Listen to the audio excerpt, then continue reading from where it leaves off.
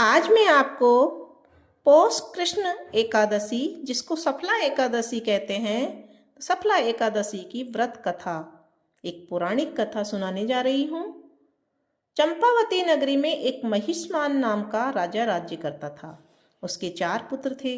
उन सब में लुम्पक नाम वाला बड़ा राजपुत्र महापापी था। वह पापी सदा पर स्त्री और वैश्यागमन तथा दूसरे बुरे कर्मों में अपने पिता का धन नष्ट किया करता था। सदैव ही देवता, ब्राह्मण, वैष्णवों की निंदा किया करता था। जब राजा को अपने बड़े पुत्र के ऐसे कुकर्मों का पता चला तो उन्होंने अपने राज्य से उसे निकाल दिया।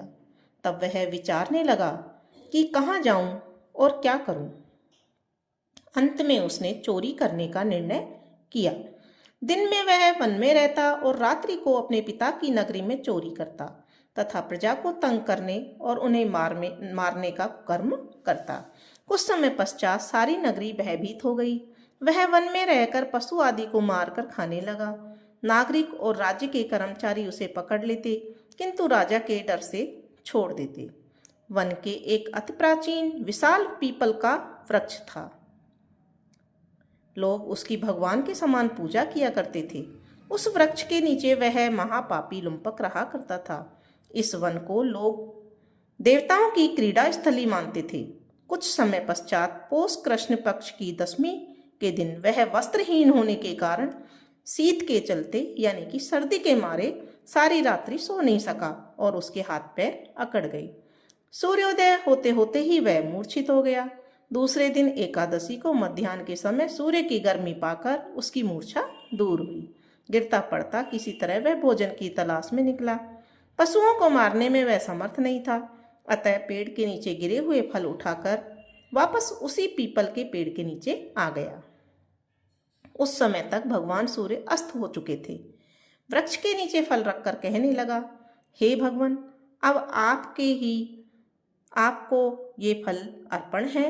आपके दिए हुए आपके फल आपको ही अर्पण है, अतः आप तृप्त हो जाइए। उस रात्रि को दुख के कारण उसे रात्रि को नींद भी नहीं आई और उसके इस उपवास और जागरण से भगवान अत्यंत प्रसन्न हो गए और उसके सारे पाप नष्ट हो गए। दूसरे दिन प्रातः एक अति सुंदर घोड़ा अनेक सुंदर वस्तुओं से सजा हुआ उनके सामने आकर खड़ा हो गया। उसी समय आकाशवाणी हुई कि हे राजपुत्र, श्री नारायण की कृपा से तेरे सारे पाप नष्ट हो गए हैं। अब तू अपने पिता के पास जाकर राज्य प्राप्त कर। ऐसी वाणी सुनकर वह अत्यंत प्रसन्न हुआ और दिव्य वस्त्र धारण करके भगवान आपकी जय हो कहकर अपने पिता के पास गया। उसके पिता ने प्रसन्न होकर उसे समस्त राज्य का भार सौंप दिया और वन का रास्ता लिया। अब लुम्पक शास्त्र अनुसार राज्य करने लगा। उसके स्त्री, पुत्र आदि सारा कुटुंब भगवान नारायण का परम भक्त हो गया। वृद्ध होने पर वह भी अपने पुत्र को राज्य का भार सौंपकर वन में तपस्या करने चला गया और अंत में वैकुंठ को प्राप्त हुआ।